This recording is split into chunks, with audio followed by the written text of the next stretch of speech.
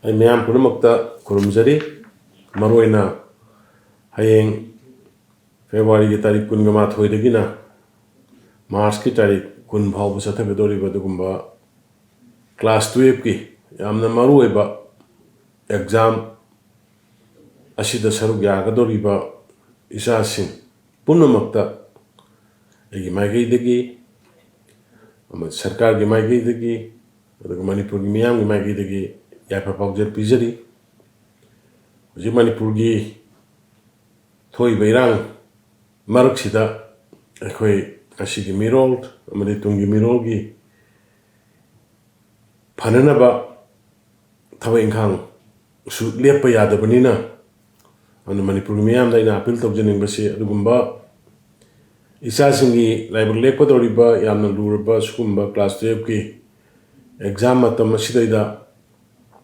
Makal Matagi, Iran, Ban, blockade, Aduga Angang Sinda, Mipaibe Abatakat Piaba, Magi, Lariki Lamda,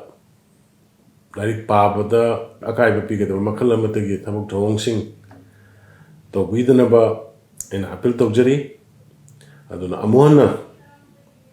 Manipur Gimiam, the Maruena, Asugumba. Satra Satri Kayana Saru Yadana, Tagadoriba, Class 12 ki Parikha Sidaida, Mongol Pipiba, Mayam Changana Makoibu, Makoigi Tungilambi, the Mai Papa Winanaba, Koi Mongol Piminasi, Aduna, Ekoi Sakargi, Saitigisu, Yaringai, Palm Dabu Toguxing Tokanaba, Section Batabak, Toram Sing, Ekoi Ayamana Sulokale, and the Kozik Sulokot Paleptri, and the Miam Punamagna. Angang sing isa sing asibu perkata bata santi lain apa jana, ing sing na thana na ba, Mongol na ba, ikoi puna mangna,